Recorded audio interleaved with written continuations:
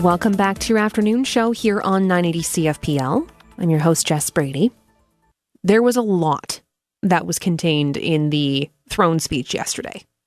And we're going to spend some time this afternoon kind of parsing through a few different aspects of the speech and also, I suppose, the reaction to it and how it was delivered, the message behind it, and just the kind of message, I suppose, that the government is trying to put out there with this speech. And one of the topics that was addressed within yesterday's speech from the throne had to do with racism in this country. Systemic racism against Indigenous individuals and Black individuals, other people of color, communities that have long faced discrimination systemically. And the reaction to the commitment to fight back against racism and try to root it out of our systems has been a bit mixed, and understandably so. And joining us on the line now to discuss this a little bit more and delve into it and try to understand, why this announcement and the inclusion of racism was significant, but why it may not exactly meet the mark is Fareed Khan, founder of Canadians United Against Hate. Fareed, thank you so much for coming back on the program. Hello. It's wonderful to have you with us. And on a topic like this, I'm grateful for your insight and for your analysis on it, because hearing the words spoken yesterday during the throne speech about this commitment to fighting... Hello, can you hear me? Fareed, hold on the line. Apparently we're having a bit of a glitch here. Can you hear me now? Yes, I can. Thank you. I apologize for that. I'm sorry to have left you hanging there on the line, but thank you so much for your time, first of all. And it's a great pleasure to reconnect with you.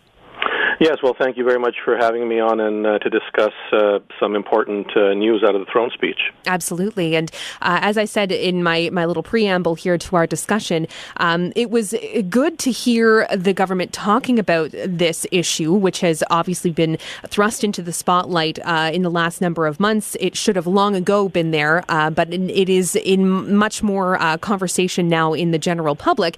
But this wasn't necessarily what people were hoping to hear on this subject. Well, no, it isn't. And the thing people have to understand about throne speeches is these are expressions of intent of what the government is going to do. And as we've seen from previous throne speeches by governments of varying stripes, what they say in their throne speech doesn't necessarily make it into real legislative actions in the House of Commons. And what was contained in the throne speech was an expression of intent. And while the mention of racism, systemic racism, is positive, we've seen this before, where government and this government has made expressions of intent about tackling racism, hate, and bigotry, and when it comes to real meaningful action, it's been absent. So the jury is out as far as I'm concerned. We're waiting, watching, and frankly, words are cheap. Actions speak louder, so we're waiting for the actions. No doubt. And in the statement that you issued earlier on today, you pointed to some absolutely concrete examples of how communities have long been calling for change. The shooting at the mosque in Quebec City, obviously the long-standing issues and how Indigenous communities have been let down time and time again by governments. These are examples of not following through on actions. Absolutely. After the shooting in January 2017 at the Quebec City Mosque, there was a galvanization of not just a Muslim community, but other groups who are active on fighting hate and racism for the government to do something concrete. And all we got is thoughts and prayers and sympathies, and real action still hasn't been taken. In fact, one of the ways that action could have been taken was when the white supremacist who was charged with those murders, he could have been charged under Canada's hate crime laws. He wasn't. We've seen similar instances of others who have committed what can be seen as hate crimes, who have not been charged with hate crimes, or, for that matter, terrorism at times.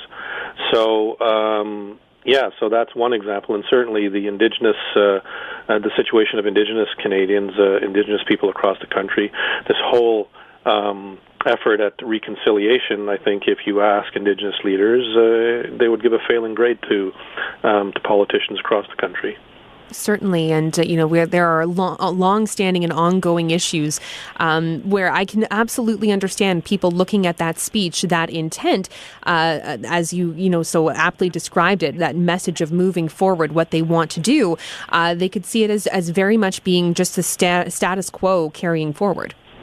Well, absolutely, and the thing is, I mean, I will give credit in one respect to Justin Trudeau's government, and that is at least he has acknowledged that this is an issue and it needs to be addressed. Now, whether they take action or not remains to be seen. However, we've seen parties on the other side, the Conservative Party is a government in waiting, which at times has even refused to acknowledge that systemic racism exists. They've had racist comments and actions taken by members of their party and caucus, and they've refused to act. So this is not just, a criticism of the Canadian, the current government. It's also a criticism of the other party, which has held government as well, because their actions have been worse.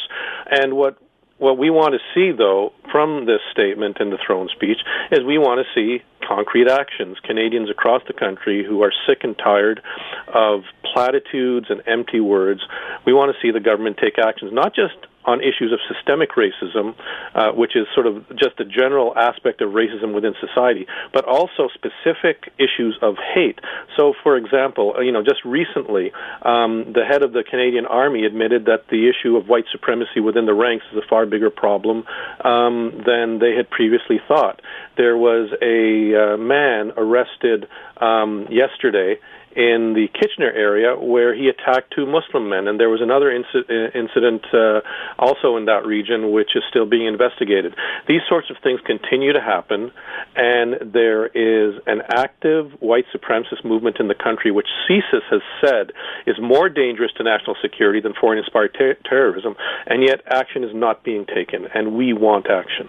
Absolutely. And I feel like there is, I don't want to say for the first time, but perhaps for the first time in a long time, it's reached a point in the public consciousness where people are en masse calling for change. It should have happened long ago.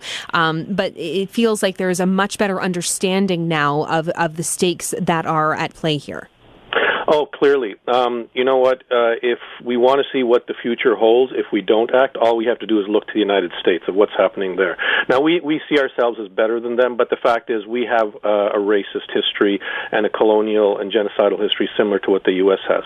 But look at how far it's gone in the U.S. because politicians have refused to take action. And that could very well be Canada if Canadian politicians and Canadians as a society don't stand up and say, we're not going to have that happen in this country. We are better than that. We want the rights of all Canadians protected, regardless of their background, regardless of whether they're black, brown, Indigenous, people of color, anybody. And it requires the people who are in the position to make decisions, which is the Liberal government federally, to listen to what Canadians are saying and take the action that Canadians are calling for. Absolutely. Well, Fareed, thank you so much for your time this afternoon in having this conversation with me. I very much appreciate the opportunity to chat with you about this and to get your thoughts on it. Well, thank you once again for having me. I always am available if we want to discuss these issues. We will be in touch again in the future. I'm absolutely sure of it. Okay, thank you very much. Thank you. Take care. Yeah, bye. Bye-bye. That's Fareed Khan, founder of Canadians United Against Hate, talking about yesterday's throne speech and what was said about the commitment to fighting racism, systemic racism, and supporting communities that have faced absolutely terrible treatment and discrimination. And as Fareed said, talk is cheap. We need to make sure that we're following through with actions, because actions do speak louder than words. We all know that. We need to take a break for traffic and weather. When we come back, we're sticking with the theme of the throne speech, and we will be checking in with the always wonderful Marvin Ryder, professor within the DeGroote School of Business at McMaster University.